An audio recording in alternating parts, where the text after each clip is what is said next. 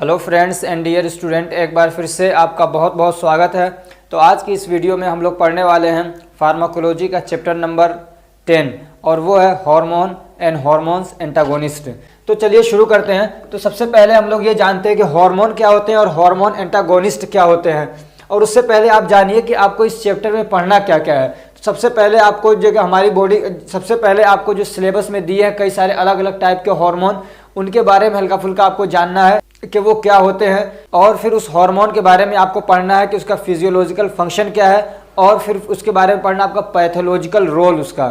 ठीक है, इतना पढ़ लिया आपने। उसके बाद पढ़ना आपको उसमें क्लिनिकल यूज़, यानी जो हार्मोन है, जैसे कि मान लीजिए थायराइड हार्मोन है तो उसका क्लिनिकल यूज़ क्या है, यानी किस बीमारी को ठीक करने के लिए उसको यूज़ किया जाता है। और फिर उसका एंटागोनिस्ट क्या है। ये इतनी 4-5 बातें आपको हर हार्मोन के साथ में पढ़ना है, जो अलग अलग टाइप के हार्मोन आपके सिलेबस में दे रखे हैं। समझ में आ रही बात। तो एक तो सबसे पहले ये जानते हैं कि हार्मोन क्या होते हैं। तो हार्मोन ये कुछ ऐसे सब्सटेंस होते हैं कि जो कि क्या होते हैं, रिलीज किए जाते हैं, सिक्रेट किए जाते हैं स्पेशल टाइप के सेल के जरिए से। यानी स्पेशल टाइप के सेल, यानी जो ग्लैंड होते हैं हमारी बॉडी के अंदर। तो आपने पढ़ा होगा एक्सोक्राइन ग्लैंड, एंडोक्राइन ग्लैंड। तो जो एंडोक्राइन ग्लैंड्स होते हैं उससे जो सब्सटेंस रिलीज होते हैं उसी को हम लोग बोलते हैं हार्मोन। और ये हार्मोन ये क्या करते हैं, ये जो एंडोक्राइन ग्लैंड्स हैं ये डायरेक्टली अपने हार्मोन को ब्लड के अंदर पोर कर देते हैं, डाल देते हैं। ठीक है, ब्लड के अंदर पहुंचा देते हैं। फिर उसके बाद ब्लड उसको बॉडी के अंदर लेके जाता है, जहाँ पे उसकी ज़रूरत होती है, जहाँ पे उसका रिसेप्टर होता है, वो हार्मोन वहाँ पे जाता है और अपना काम करता है। तो ये होते हैं हार्मोन। ठीक है, हार्मोन आपको समझ में आ गया। अब सबसे पहला जो है आपके सिलेबस में वो क्या है, थायराइड हार्मोन। क्या है, थायराइड हार्मोन के बारे में आपको पढ़ना है। वही 4-5 चीजें कि इसका फिजियोलॉजिकल फंक्शन क्या है, पैथोलॉजिकल रोल क्या है, क्लिनिकल यूज क्या है, उसका एंटागोनिस्ट क्या है, ये सारी बातें आपको पढ़नी है। ठीक है, तो थायराइड हार्मोन क्या होता है, ये भी क्या एक तरीके का हार्मोन है जो एक एंडोक्राइन ग्लैंड से रिलीज होता है। ठीक है, एक बात और बता दूं कि जो भी ग्लैंड होते हैं ना, इनको क्या है, जो हमारा पिट्यूटरी ग्लैंड है, जो इसको हम लोग मास्टर ग्लैंड भी बोलते हैं,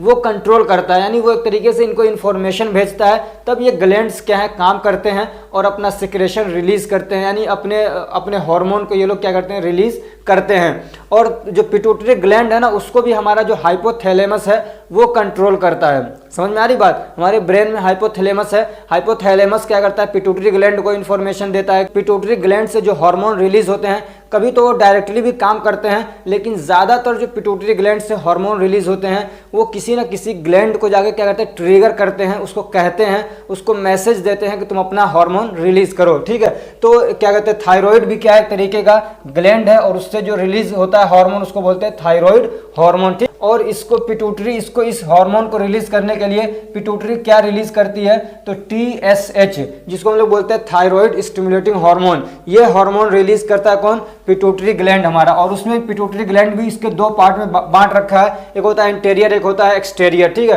तो जो इंटीरियर पिट्यूटरी ग्लैंड है, ठीक है, जो इंटीरियर वाला पार्ट है पिट्यूटरी का, वहां से थायराइड स्टिमुलेटिंग हार्मोन रिलीज होता है। फिर उसके बाद वो आता है थायराइड के पास और फिर थायराइड अपना क्या करते हैं, अपना हार्मोन रिलीज करता है। अब जो थायराइड है वो 3 तरीके का हार्मोन रिलीज करता है। एक होता है T3, एक है T4 और एक है कैल्सिटोनिन। ठीक, अब ये जो 2 है ना, इसको हम लोग यहाँ पे पढ़ेंगे। और ये जो कैल्सिटोनिन है इसको अलग से दे रखा है, तो उसको आगे हम लोग अलग से पढ़ेंगे।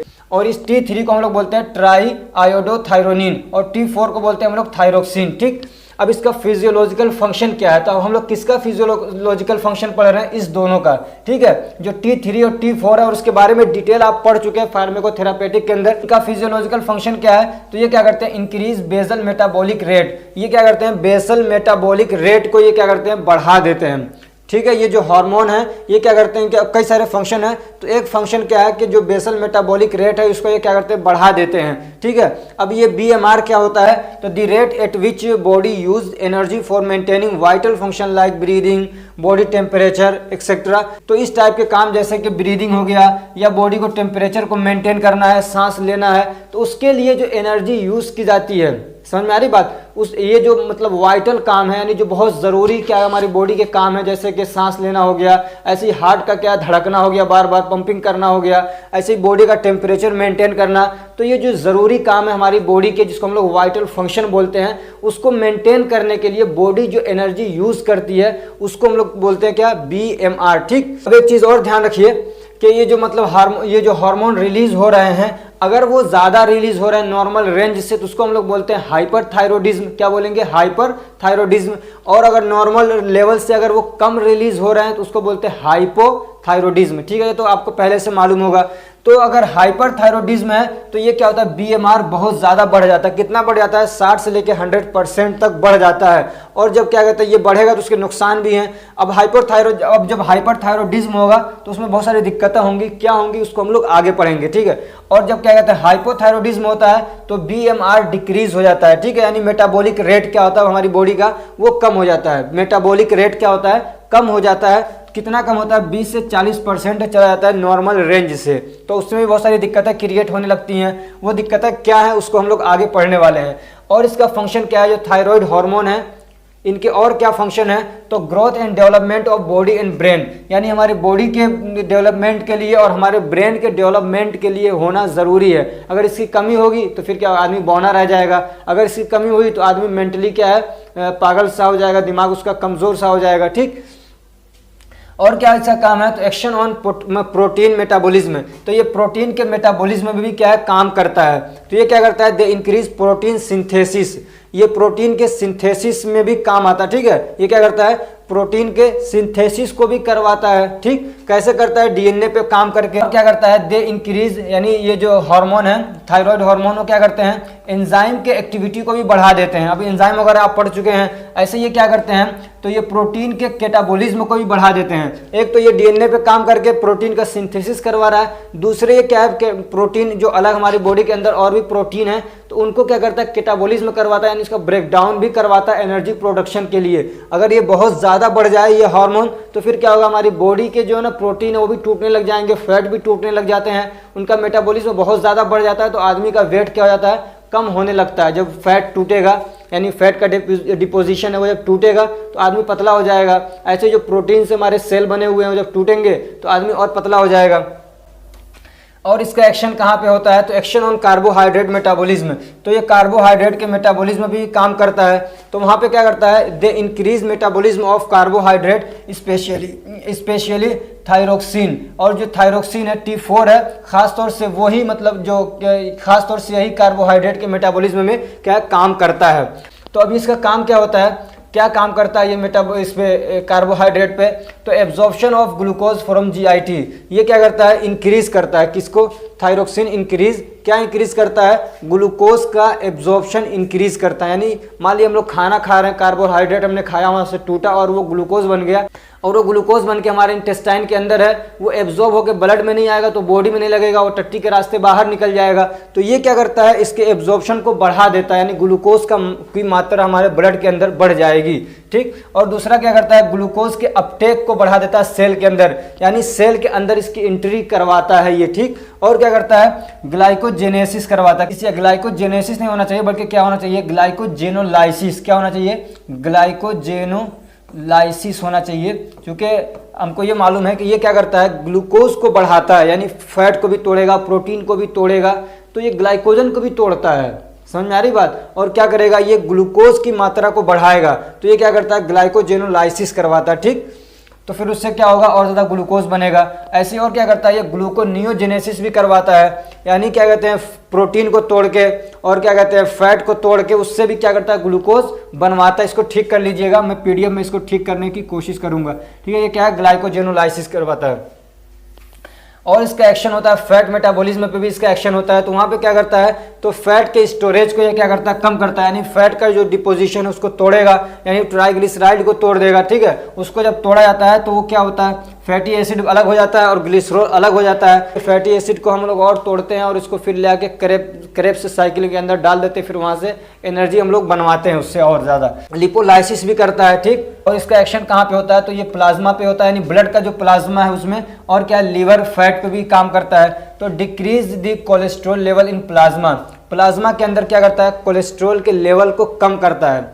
क्या करता है, कोलेस्ट्रॉल के लेवल को प्लाज्मा के अंदर कम करता है। ठीक, ठीक है। अगर ये क्या कहते हैं नॉर्मल रेंज में है तो कोलेस्ट्रॉल लेवल को क्या करेगा, प्लाज्मा के अंदर मेंटेन करके रखेगा, यानी लिपिड वगैरह क्या है बहुत ज़्यादा नहीं होंगे प्लाज्मा के अंदर। कहते हैं अगर हाइपोथायरॉयडिज्म है यानी कि क्या कहते हैं थायराइड हार्मोन की कमी हो रही है तो फिर क्या होगा, कोलेस्ट्रॉल का लेवल ब्लड के अंदर बढ़ जाएगा और फिर उसके बाद क्या होगा, एर्थ्रोस्क्लेरोसिस हो जाएगा, यानी क्या कहते हैं हमारी जो आर्टरीज वगैरह हैं, हार्ट की जो मतलब नसें हैं उसके अंदर डिपोजिशन होने लग जाएगा, बहुत सारी दिक्कतें क्रिएट करेगा उससे।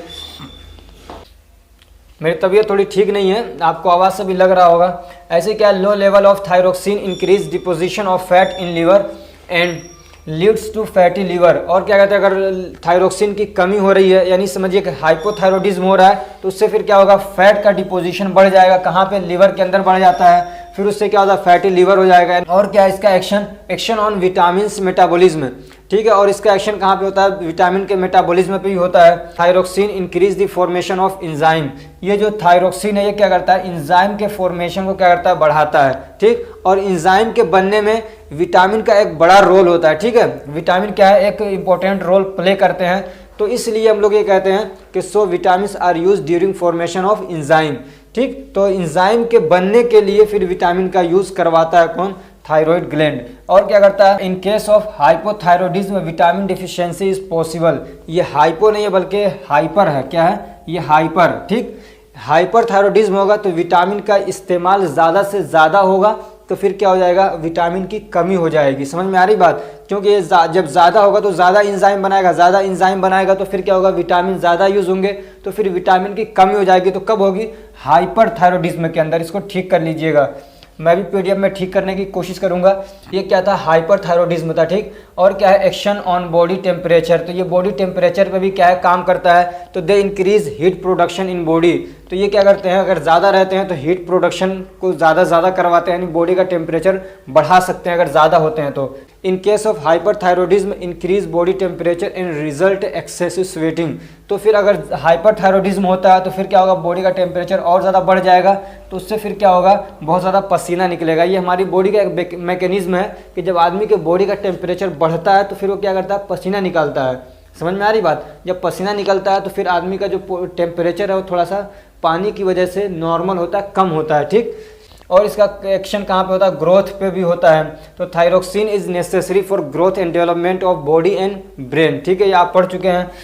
अगर इसकी कमी हो जाती है यानी हाइपोथायरॉयडिज्म होता है तो फिर क्या होगा, आदमी के जो बच्चा अगर बचपन में हो रहा है, ठीक है, ड्यूरिंग चाइल्डहुड बचपन में इसकी कमी हो जा रही है तो फिर क्या होगा, बच्चा क्या हो जाएगा, बौना रह जाएगा, ड्रोफिज्म हो जाएगा। और क्या हो जाएगा, मेंटल रिटार्डेशन, दिमाग की थोड़ी उसके अंदर कमी आ जाएगी, मंद बुद्धि हो सकता है वो लड़का या लड़की।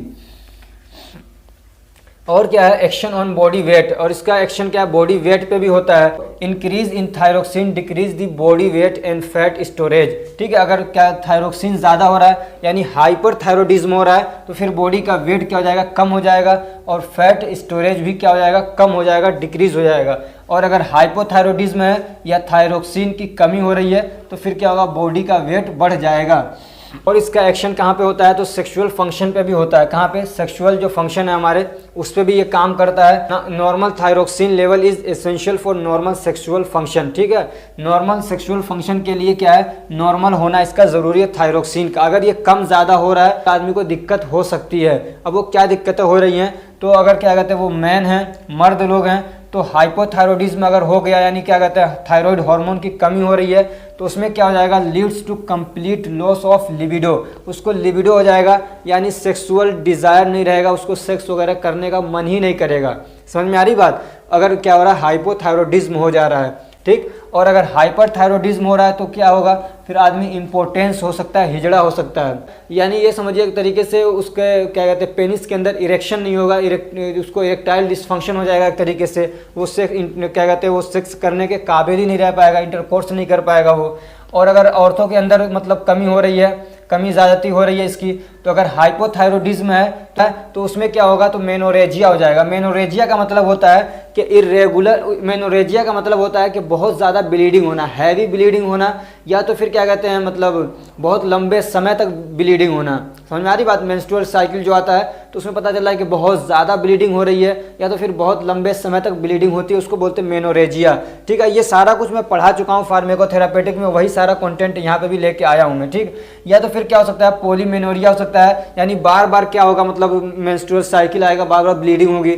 या तो और अगर ठीक है, और अगर हाइपरथायरॉयडिज्म हो रहा है, यानी ये जो हार्मोन इनकी ज़्यादती हो रही है, बहुत ज़्यादा हो रहा है, तो फिर क्या होगा, इरेगुलर हो जाएगा एमसी, यानी मेंस्ट्रुअल साइकिल जो है वो क्या है, इरेगुलर हो जाएगा। एक होता है टाइमिंग होती है कि महीने में मान लीजिए कुछ औरतों की आदत सी बन जाती है कि हर महीने में 3 तारीख को अगर मान लीजिए मेंस्ट्रुअल साइकिल आ रहा है तो वो आएगा उसमें, तो वो क्या है, एक रेगुलर पैटर्न बना रहता है। तो वो जो पैटर्न है ना, वो क्या हो जाएगा, डिस्टर्ब हो जाएगा। पता चल रहा है कभी 2 तारीख को आ रहा है, कभी 15 को आ रहा है, कभी 20 को आ रहा है, कभी 22 को आ रहा है, तो इस तरीके से वो डिस्टर्ब हो जाता है जो उसकी रेगुलरिटी है, ठीक है, उसको हम लोग बोलते हैं ओलिगोमेनोरिया, ठीक। और some time leads to amenorrhoea, और क्या होता है, कभी कभार एमेनोरिया की तरफ भी क्या है, लीड करता है, यानी ऐसे ही औरतें भी क्या हो जाती हैं, बांझ हो जाती हैं, यानी अब वो बच्चा पैदा करने के काबिल नहीं है। एमेनोरिया का मतलब ये होता है कि अब मेंस्ट्रुअल साइकिल नहीं आ रहा है, बंद हो गया, ठीक है, उसको हम लोग लॉस ऑफ फर्टिलिटी भी बोलते हैं, यानी कि बांझपन।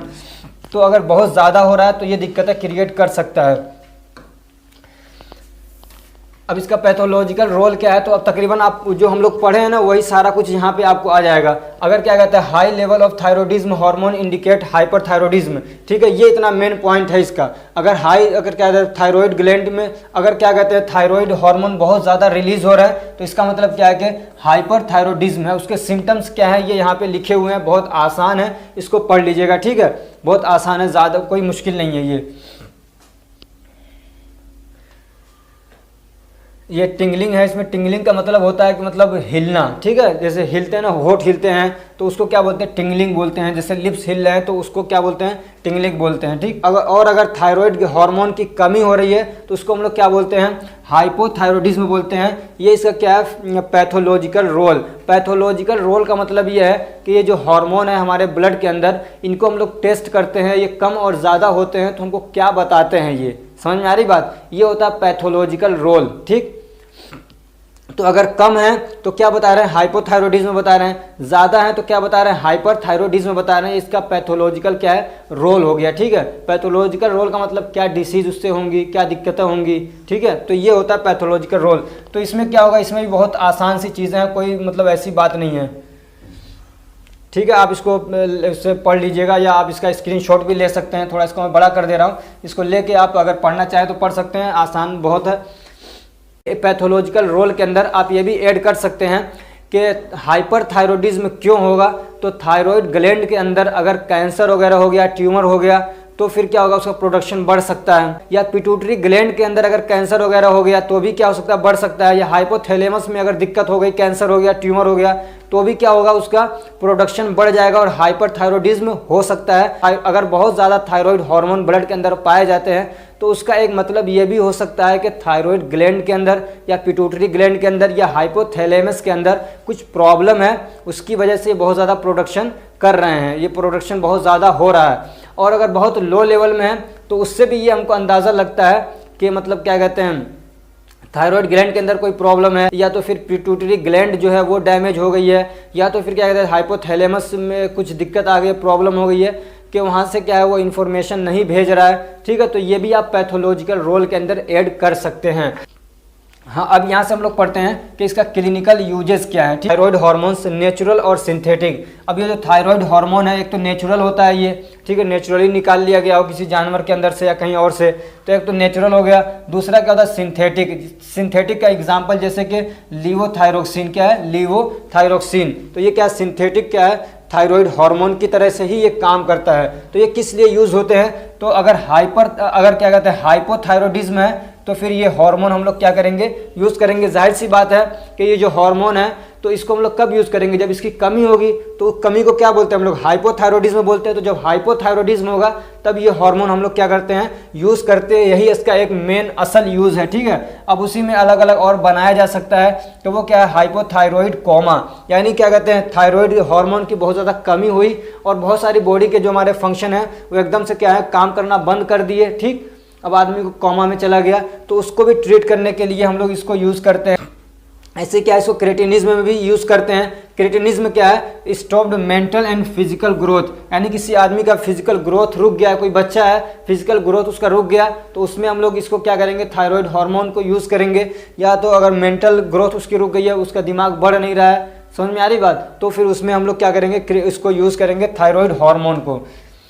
अब एक टॉपिक है आपके सिलेबस में एंटी थायराइड ड्रग्स। तो एंटी थायराइड ड्रग्स का मतलब कि क्या कहते हैं, थायराइड एंटागोनिस्ट। क्या है, थायराइड एंटागोनिस्ट, यानी जो थायराइड हार्मोन है उनके एक्शन को ये क्या करेंगे, कम कर देंगे। तो इसका यूज़ कब होगा, तो जब हाइपरथायरॉयडिज्म होगा। जाहिर सी बात है यार, ये इसके एंटागोनिस्ट हैं। क्या है, थायराइड हार्मोन के एंटागोनिस्ट हैं। समझ में आ रही बात, ये दे रखा ना, एंटी थायराइड का मतलब उसके अगेंस्ट काम करेंगे। तो उसके अगेंस्ट काम करेंगे तो उसको हम लोग बोलते हैं एंटागोनिस्ट। तो इनकी डेफिनेशन क्या है, तो anti thyroid drugs are the drugs which block the formation of thyroid hormone और प्रिवेंट देयर सिक्रेशन। तो ये क्या करते हैं, थायराइड हार्मोन के क्या है, फॉर्मेशन को ब्लॉक करते हैं, रोकते हैं। यानी थायराइड हार्मोन ना निकले उसको रोकेंगे, कम करेंगे।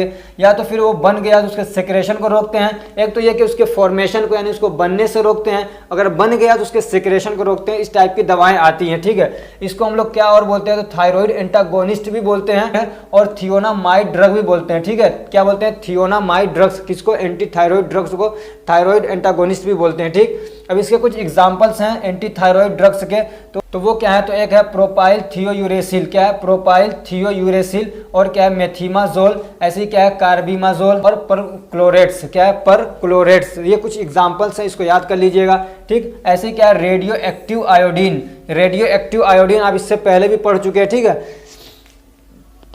इसको अब ये जो रेडियो एक्टिव आयोडीन्स हैं तो कई नंबर के हिसाब से आते हैं, ये 131, 125, 123, ठीक। तो these are use to treat over active thyroid gland. कब इसको यूज करते हैं, तो थायराइड ग्लैंड क्या ओवर एक्टिव हो गया, यानी बहुत ज़्यादा वो क्या है, सिक्रेशन कर रहा है थायराइड ग्लैंड का, जिसको हम लोग हाइपरथायरॉयडिज्म भी बोलते हैं या फिर थायरोटॉक्सिकोसिस बोलते हैं। क्या बोलते हैं, थायरोटॉक्सिकोसिस। तो ये दिक्कतें अगर है तब हम लोग उसमें क्या करते हैं, एंटी थायराइड ड्रग्स यूज करते हैं।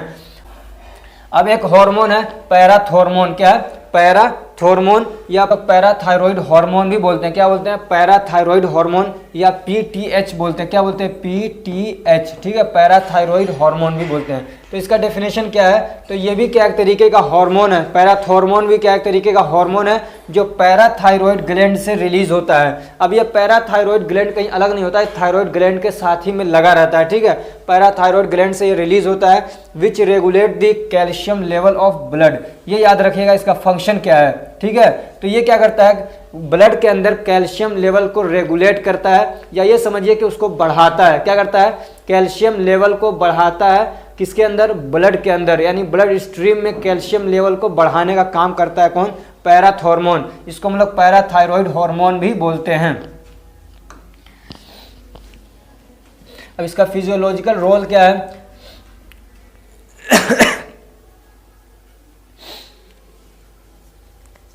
फिजियोलॉजिकल रोल या फंक्शन कोई सा भी कर लीजिए। तो पहला क्या है, regulation of blood calcium level. क्या करता है, ये ब्लड के अंदर कैल्शियम के लेवल को रेगुलेट करता है, ठीक है। यानी ये समझिए इसको बढ़ाने का काम करता है। When blood calcium level decrease parathyroid gland release parathormone. जब ब्लड के अंदर कैल्शियम का लेवल कम होता है तो जो पैराथायरॉयड ग्लैंड है वो क्या करता है, वो क्या करता है, पैराथॉर्मोन हार्मोन को रिलीज करता है, ठीक।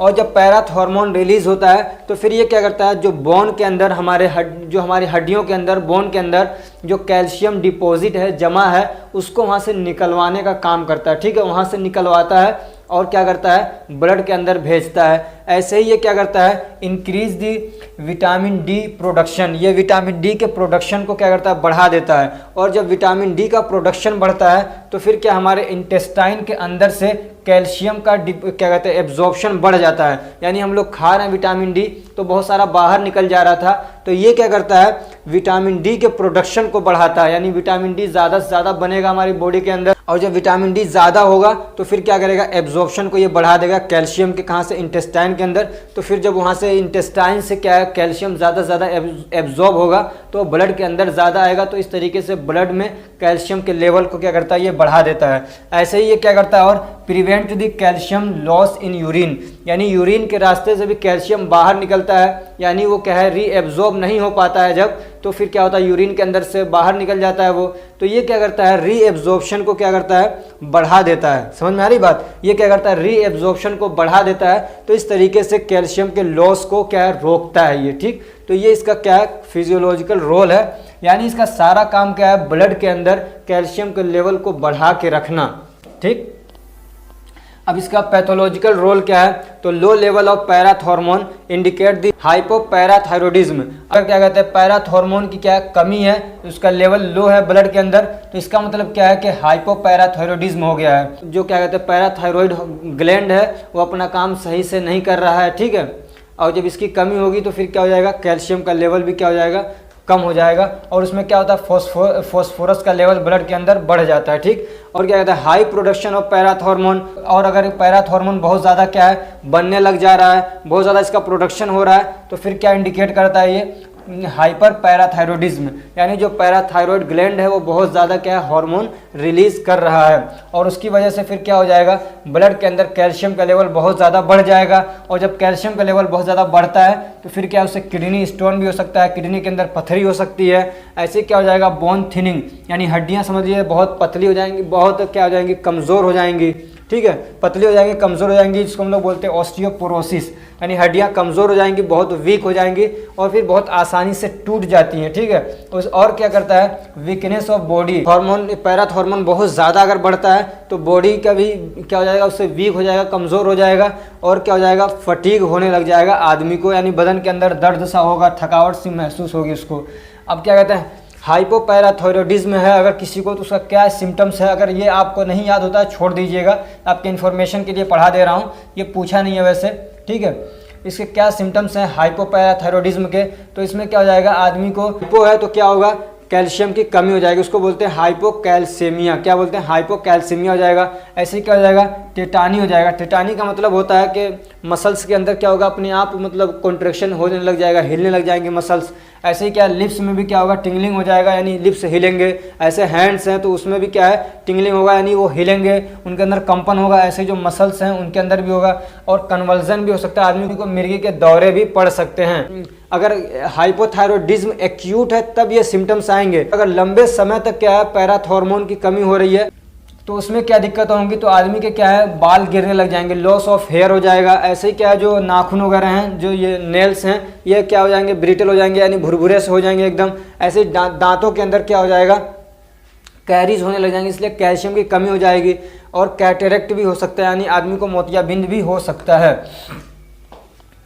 अब इसका क्लिनिकल यूज़ क्या है, कब इसको हम लोग यूज़ करते हैं पैराथॉर्मोन को, तो अगर हाइपोपैराथायरॉयडिज्म है, यानी बॉडी के अंदर पैराथॉर्मोन बन नहीं रहा है, कमी हो गई है, तब हम लोग क्या करेंगे, पैराथॉर्मोन हार्मोन यूज़ करेंगे उसमें।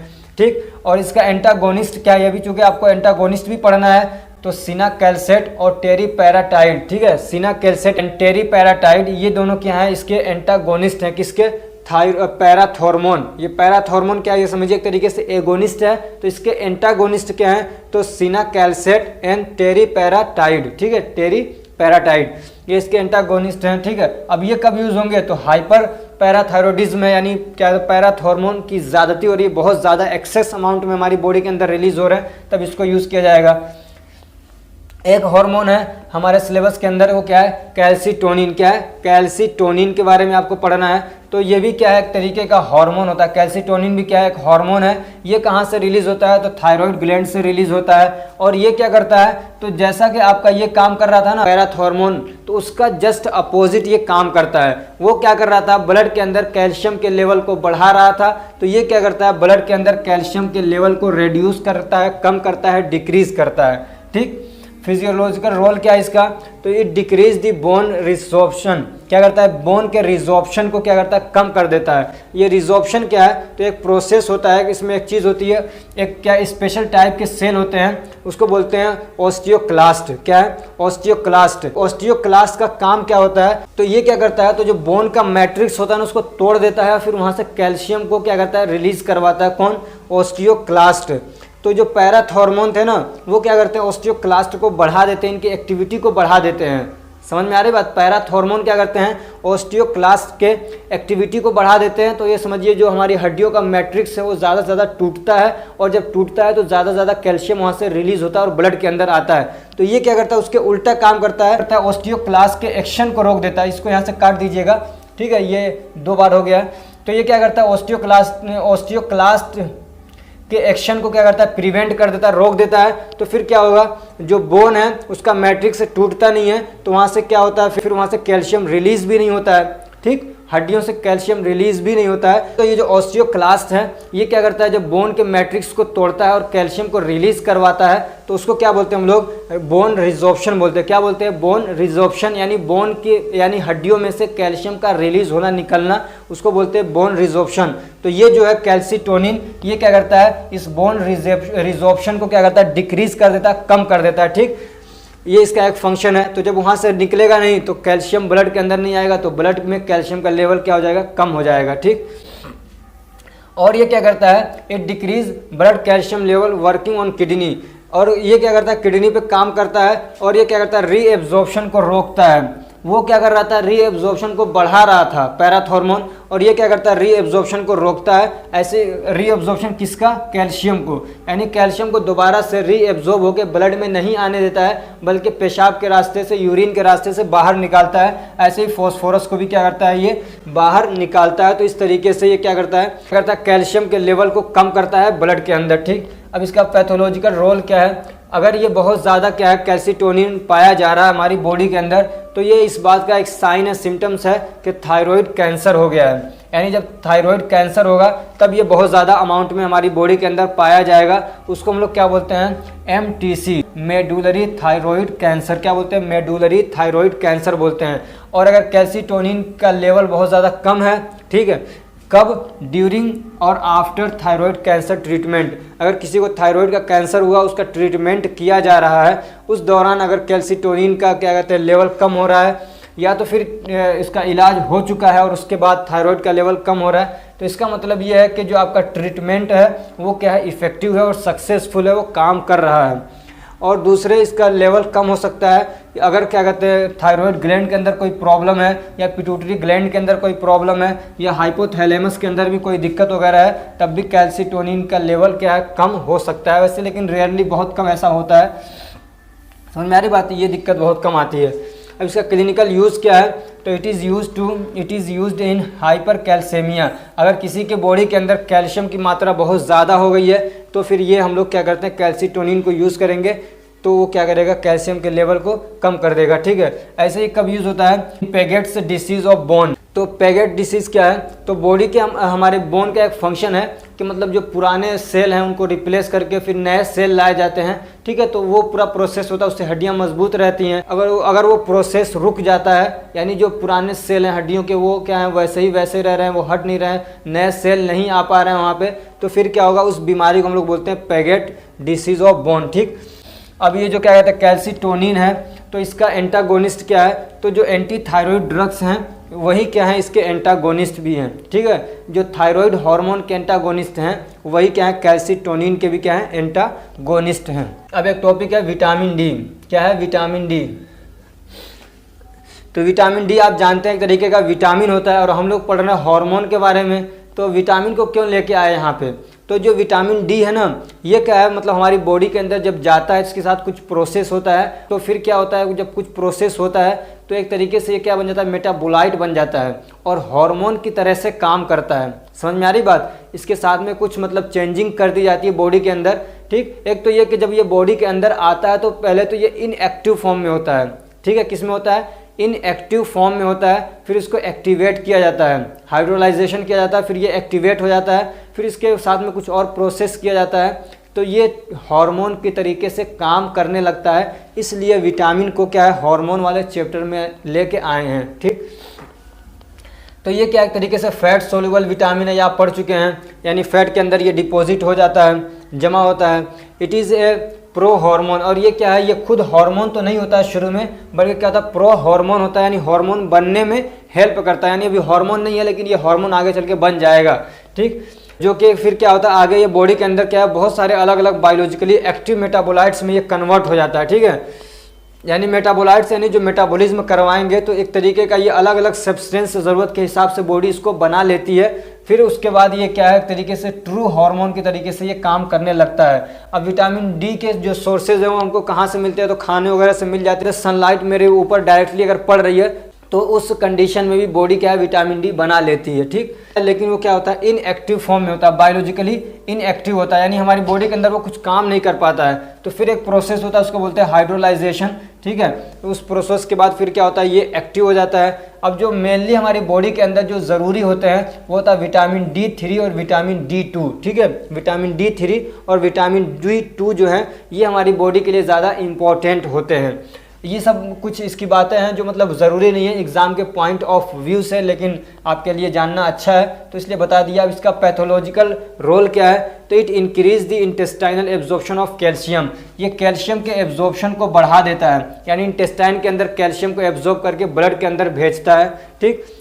कैल्शियम को और मैग्नीशियम को, आयरन को, जिंक को और फॉस्फोरस को, इन सबको क्या है, ये ज़्यादा से ज़्यादा एब्जॉर्ब करके ब्लड के अंदर भेजता है। ऐसे ही क्या करता है ये, इट प्रोमोट द री absorption of calcium and phosphorus in kidney. और किडनी के अंदर क्या करता है ये, कैल्शियम और फॉस्फोरस के री एब्जॉर्प्शन को बढ़ा देता है, यानी बॉडी से बाहर नहीं निकलने देता है पेशाब के रास्ते से। तो फिर ये क्या करता है, कैल्शियम लेवल को बढ़ा देता है ब्लड के अंदर। ऐसे क्या करता है, it promotes mineralization of bone, और बोन को क्या है, मिनरलाइजेशन करके रखता है। ये मिनरलाइजेशन का मतलब ये है कि मिनरल उसको प्रोवाइड करता है। अब इसका पैथोलॉजिकल रोल क्या है, यानी इसकी कमी ज़्यादती की वजह से क्या बीमारियां, दिक्कतें हो सकती हैं। तो vitamin D deficiency cause rickets in children and osteomalacia in adult. अगर विटामिन डी की कमी हो रही है तो फिर क्या हो जाएगा, कैल्शियम की भी कमी हो सकती है, तो उसकी वजह से क्या होता है, बच्चों में रिकेट्स हो जाता है। और अगर कैल्शियम की कमी बड़ों में होती है तो उसको ऑस्टियोमलेशिया बोलते हैं। दूसरी बात, एक्यूट लार्ज अमाउंट और long term use of vitamin D causes hyper vitaminosis. और अगर क्या है, कोई आदमी मतलब बहुत ज़्यादा विटामिन डी खा लिया एक ही टाइम यानी अभी मान लीजिए मेरे पास विटामिन डी आया, कोई डब्बा आया विटामिन डी का, मैंने पूरा एक ही 2 दिन में खा लिया, या ये तो मैं रोज़ाना क्या है, रोज़ाना विटामिन डी के सप्लीमेंट ले रहा हूँ, रोज़ाना विटामिन डी के सप्लीमेंट्स ले रहा हूँ, तो फिर क्या हो जाएगा, हाइपर विटामिनोसिस हो जाएगा। यानी समझिए विटामिन डी की क्या हो जाएगी, ज़्यादती हो जाएगी, बहुत ज़्यादा मात्रा में हो जाएगा, उससे भी दिक्कतें क्रिएट होती है, आदमी को चक्कर आने लग जाएगा, पिंपल्स वगैरह निकल जाएंगे, ठीक है, फटीग होगा, बदन में दर्द होगा, सर में दर्द होगा। इसका क्लिनिकल यूज़ क्या है, कब इसको यूज़ करते हैं, it is used for prevention and treatment of rickets and osteomalacia. Rickets हो गया किसी को या ऑस्टियोमलेशिया हो गया, यानी कैल्शियम की कमी हो गई, तो उसको ट्रीट करने के लिए इसका यूज़ किया जाता है। ऐसे क्या कहते हैं, हाइपोपैराथायरॉइडिज्म है अगर किसी को, तो उसमें भी इसको क्या करते हैं, यूज़ करते हैं।